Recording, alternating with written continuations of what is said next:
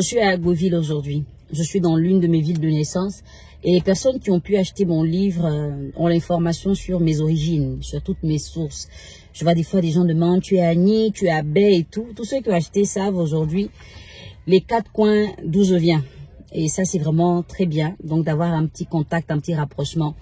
Aujourd'hui, on va parler de polygamie, l'histoire d'un homme qui demande un avis ou du moins des conseils. Ce serait bien d'en avoir à travers des commentaires, ok, des avis assez réfléchis, responsables, sans injure de préférence.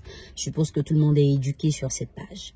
Selon ce qu'il explique, il était marié à une femme et il a commencé à avoir des problèmes dans sa relation à cause du manque de considération de sa femme, à cause des suspicions et de la jalousie. En général, la jalousie entraîne les suspicions. Je ne sais pas si monsieur n'avait rien à se faire reprocher, mais en tout cas, selon ce qu'il explique, c'est que madame a commencé à lui pourrir la vie au point où il s'est attaché à une autre femme qui était carrément l'opposé de sa femme. Et ça, je vous l'ai dit, je vous le dis toujours en vidéo, qu'un homme se contente de ce qu'il a jusqu'à ce qu'il trouve la différence de ce qu'il avait. Et aujourd'hui, il s'est retrouvé là à épouser la deuxième femme qu'il a rencontrée parce qu'il dit, sa femme et lui sont chrétiens, mais ils conçoivent qu'un homme puisse avoir 2 femmes. Ça veut dire qu'en allant prendre la deuxième femme, il n'avait pas forcément besoin de convaincre la première. Le problème, c'est que depuis que la deuxième femme est arrivée, sa première la déteste. Donc le courant ne passe pas du tout, alors que la deuxième fait tout pour être acceptée. Il demande aujourd'hui des conseils pour emmener la première femme à accepter la présence de la seconde, mais en plus, il voudrait acheter mon livre, Ce que je pense des femmes, pour le donner à ses compagnes. Bon, ça, on va gérer en interne.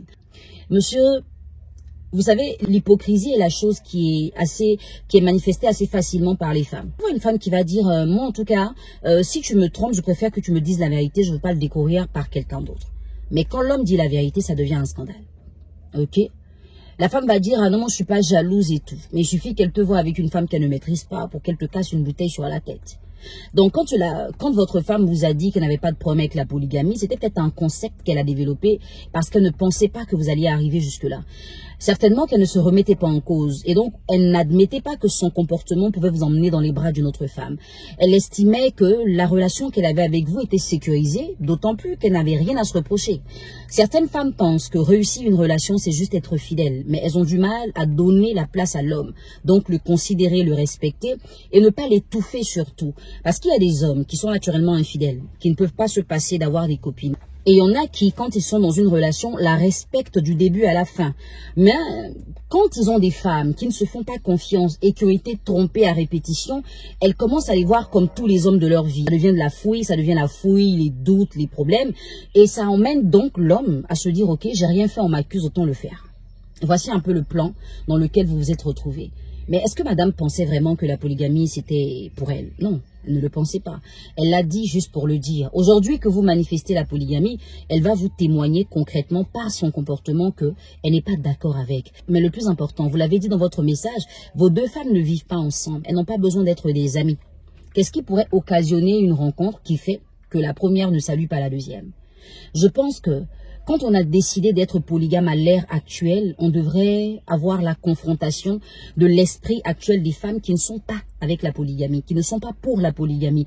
Pour certaines, elles ont vécu la polygamie dans leur éducation. Elles ont vu comment la rivale de leur maman leur a fait du mal. Elles ont vu comment leur papa les a délaissées au profit d'une autre femme. Et aujourd'hui, c'est difficile pour elles. C'est vrai que vous avez dit dans votre message que vous n'avez pas changé d'attitude envers la première, mais c'est une question de mentalité.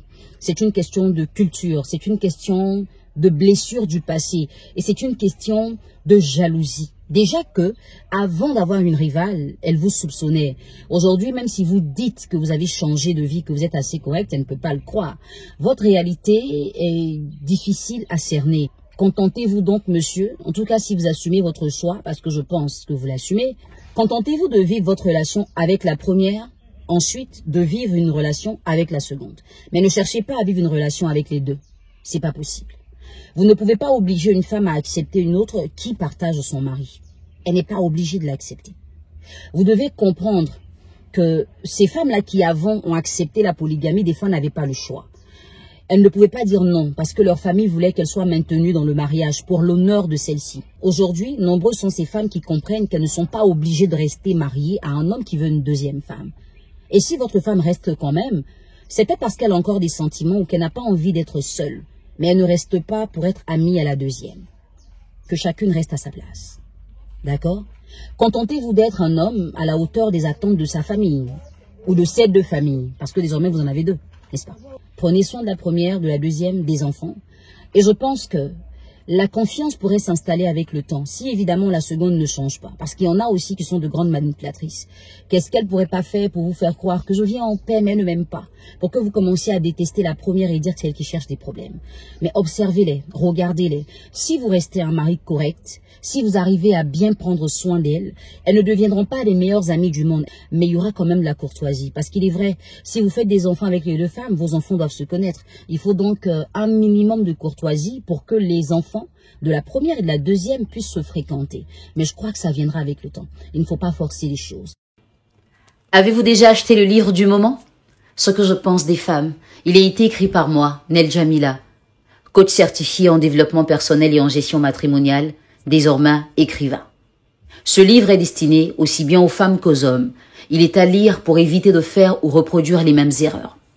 C'est un livre qui est disponible dans plusieurs pays du monde, dont la Côte d'Ivoire, le Bénin, le Togo, le Burkina, le Niger, le Mali, la Guinée, le Sénégal, le Cameroun, le Gabon, les États-Unis et le Canada. J'espère n'avoir oublié aucun pays.